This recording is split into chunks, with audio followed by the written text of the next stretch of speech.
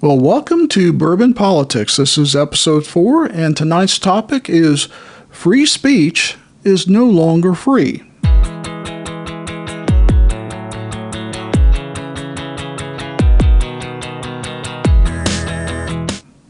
And this is brought to you unofficially by Short Barrel Bourbon. This is their toasted small batch, and it's absolutely wonderful. Cheers. Oh, that's good.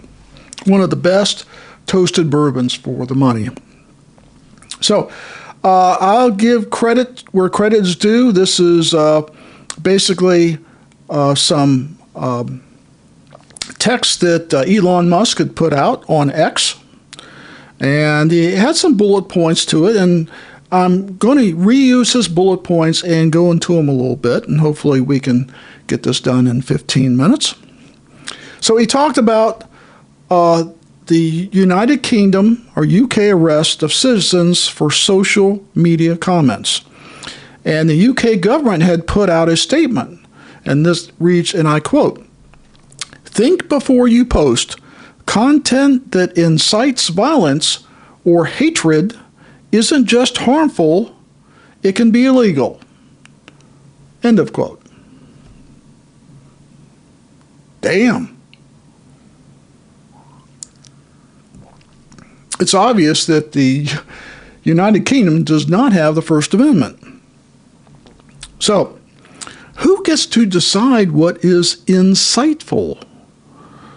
Something that would incite others. Now, I get it if you yell fire in a crowded theater, but if you criticize somebody, even if you hate somebody and say it over social media, that is criminal.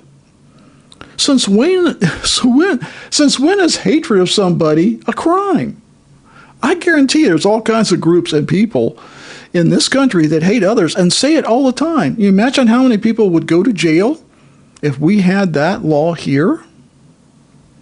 So, well, like I said, they don't have the First Amendment. They don't have a Bill of Rights. Maybe they need one. I think Elon also pointed out that in France, they arrested the founder of Telegram. He's accused of failure to cooperate with law enforcement over drug trafficking, child sexual content, and fraud, of all things. It's not because he did any of that, or he personally has knowledge about, or personally allowed that. No. It's because he supports users' privacy. His app allows for encrypted messages that governments and corporations cannot read without your permission, or without someone saying they have the right to go in and do that. In this country, yeah, you have the right from, unlawful search and seizure? Search and seizure? Apparently they don't have that there. So you imagine if the government could just freely read your messages, your text messages, your social media, what you say and chat to other people. If they could read that and then decide, because they have hate crime laws over there, that you've actually violated that and you are now going to be fined or imprisoned for something you said on social media. You need to really think about that. Are we headed in that direction? RFK Jr., no conservative by any standard, a person that I respect, policies I don't agree with, said this: "The need to protect free speech has never been more urgent," and I 1,000% agree. Cheers, RFK. The American media pretty much silenced RFK Jr. while he was running for president. He's no longer. I understand why. They didn't report his exclusion from the ballot in several states. You talking about election interference, that basically the Democratic Party had his name taken off in several states, and I think he had to sue or was involved in lawsuits to get his own party. He was a member of the Democratic Party. Now, he may have, because he couldn't be nominated in that party, and they rejected him going against the presumptive nominee, he pretty much had to go independent. Ireland has a hate crime bill that allows prosecutors to use gestures, slurs, and symbols when prosecuting. So, you make or spread or copy an inappropriate meme out there on Facebook, Twitter, X as they call it now, Instagram, and your social media of choice.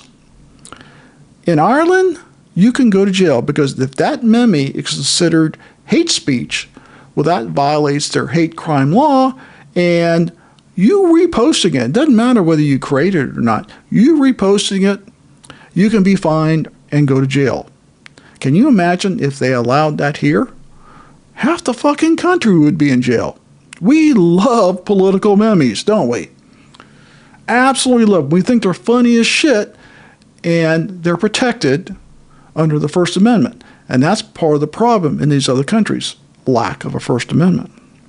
Australia has got a bill in legislation about misinformation of all things. Who gets to decide that? That would be my first question. But misinformation would give legislation power over social media platforms, over what they call allowed content. Well, who gets to decide that? How would you like it if they did that here? If they said, well, this is allowed, this is not.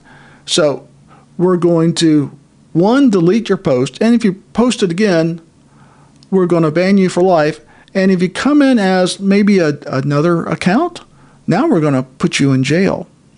That's where this country is going if we don't get a handle on free speech. COVID-19, they rushed, and they should have. They did the right thing, rushing out these vaccines. But because they couldn't have a lot of human trials and a normal period that you would normally have with any vaccine, there were side effects. And don't give me this bullshit there weren't side effects, because they were, because I experienced them. Now, they were not, in my case, they were not permanent. They didn't threaten my life, but I did have side effects from the second round of, and these are side effects that have now been documented. So I'm not going to go into that. But the fact that I couldn't even look them up at the time because that was being suppressed, that's not right. People had the right to know and the right to decide whether they should take that vaccine based on those potential side effects. That information was suppressed, and they think they had the right to do it because it was for the betterment of the country. And I say, fuck you. We have individual rights in this country, and I have the right to know if a vaccine could possibly permanently injure me or kill me. And some people did die from the vaccine. And there again, that's a whole nother show. And I'm not one of these vaccine conspiracy idiots. I'm just saying that they knew about some of the side effects and they suppressed it because they didn't want people not getting. I understand why they did it, but I don't fucking agree with it. Bottom line, it was wrong. So, recently a social media commentator, his name is Douglas Mackey, and I don't agree with what Mackey did, but he is going to federal prison for a cartoon depicting a black woman standing in front of a Hillary sign, like a meme, a cartoon. I understand. I didn't see the actual one, but I heard a description of it because I think that meme has actually been suppressed. No one wants to have that out there. But basically, this black woman is standing in front of a Hillary sign, and the sign says, text your vote to 59925. Now, anybody with a brain cell knows you don't vote by texting to anything. So sarcasm, yes. Inappropriate, yes. Poor taste, absolutely. But criminal, fuck no. First Amendment, we love political memes. We love political satire. It's protected.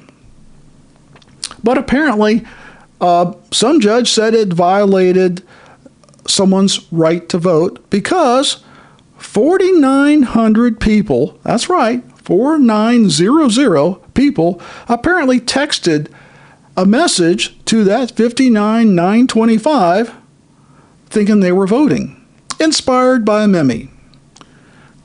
I have one thing my wife constantly tells me, and I quote, "You can't fix stupid," unquote. What real harm was done that overwrites his First Amendment protection? He was, I don't care if he created it, spread it, or simply reposted a political meme because it's fucking funny. Everyone tries to gain the system, to exploit the system for their own ends. So, bottom line, as I stated in the beginning, free speech is no longer free. You must fight for it. You must live for it. And why is that? Because so many people have died for it. That's why. That's why it's important. So we hope you enjoyed another Bourbon Politics podcast, and we'll see you next time when we have something more controversial to say. Cheers.